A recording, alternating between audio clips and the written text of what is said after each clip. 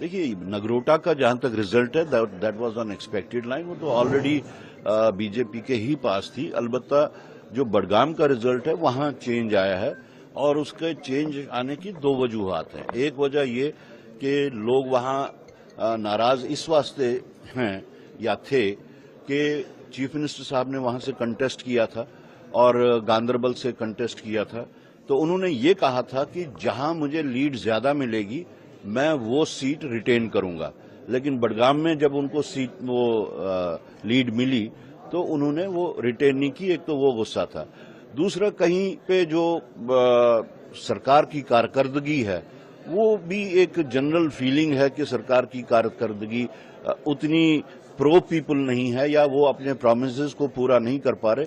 तो ये सब चीजें मिल मिला के जो है वो रिजल्ट सामने आ रहा है। सर, बिहार में रिजल्ट आए हैं, जो एनडीए अलायंस है वो जिस तरह जीता है और काफी बड़ी मार्जिन से जीता है इस बार, पिछले से भी ज्यादा मार्जिन से, उसको किस तरह देखता है?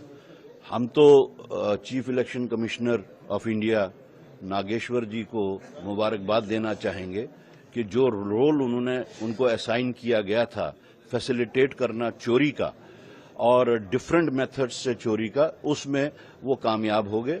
लेकिन जहां तक ताल्लुक है वोट चोर गद्दी छोड़ का, तो ये आप अब एस्टेब्लिश हो गया जो राहुल गांधी जी बार बार कह रहे थे कि different models, different modes, different methods को यूटिलाइज करके चोरी की जा रही है।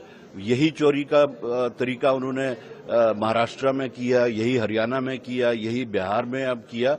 अलबत्ता जो रोल चीफ इलेक्शन कमिश्नर ने अदा किया है that will be remembered as a black day for the democracy of India.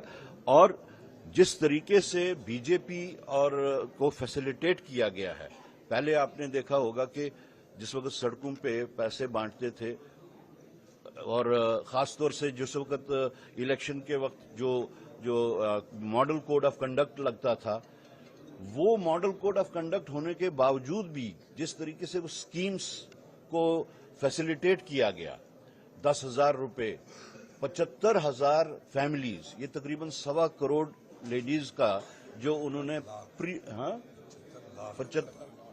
1 crore 75 lakh ladies को जो उन्होंने डायरेक्ट खातों में पैसे जो भेजे, it is a pre poll rigging और फैसिलिटेट किया उसको चीफ इलेक्शन कमिश्नर ने। तो इससे ये साबित होता है कि जो हम बार बार कहते थे कि चीफ इलेक्शन कमिश्नर बीजेपी के हल्का प्रेसिडेंट का रोल अदा कर रहे हैं और उसमें वो कामयाब हो गए। लेकिन हमारे वर्कर्स के थ्रू आउट इंडिया आप देखें, यहां देखें, हिम्मत कम नहीं है और हम अब बल्कि ज्यादा शिद्दत लाएंगे हमारे जो वोट चोर गद्दी छोड़ का जो नारा है। और जब तक इन लोगों को पूरी तरह से एक्सपोज नहीं करेंगे तो कांग्रेस वर्कर बैठेगा नहीं। आज जो एक जो है दिल्ली ब्लास्ट में जो डॉक्टर है उनका घर को भी उड़ाया गया है, किस तरह देखते हैं?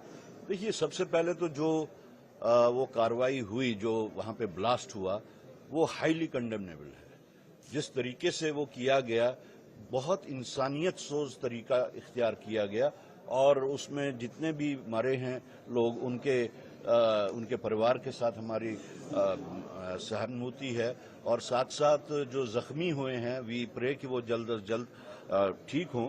लेकिन इस कार्रवाई को किसी कम्युनिटी के साथ मिला के जनरलाइज नहीं किया जाना चाहिए। हर कम्युनिटी में there are good people, there are bad people, और जिस तरीके से ये कार्रवाई को कवर अप कर रहे हैं ये कह के कि ये किसी कम्युनिटी के साथ जुड़ा हुआ है, तो सवाल ये उठता है कि पहले जम्मू कश्मीर को लेकर कहते थे 370 है जिसकी वजह से यहां पे आतंकवाद है, 35 है जिसकी वजह से आतंकवाद है। आपने देख लिया कि 2019 के बाद अभी तक उस आतंकवाद को कंट्रोल नहीं कर सकी सरकार। लेकिन अब उनके नाक तले जब हुआ तो हु इज रिस्पॉन्सिबल, कहां से? एक दफा मोदी जी ने कहा था जब चीफ मिनिस्टर थे वो गुजरात के कि ये आतंकवाद आते कहां से है, सामान आता कहां से है, तो उन्होंने क्वेश्चन रेज किया था प्राइम मिनिस्टर ऑफ इंडिया के ऊपर। आज वही क्वेश्चन उनकी तरफ उठता है कि ये आतंकवादी आते कहां से, सामान आता कहां से, and who is responsible. So he owes an explanation. Entire government of India owes an explanation for uncontrolled terrorism which is going on in the country.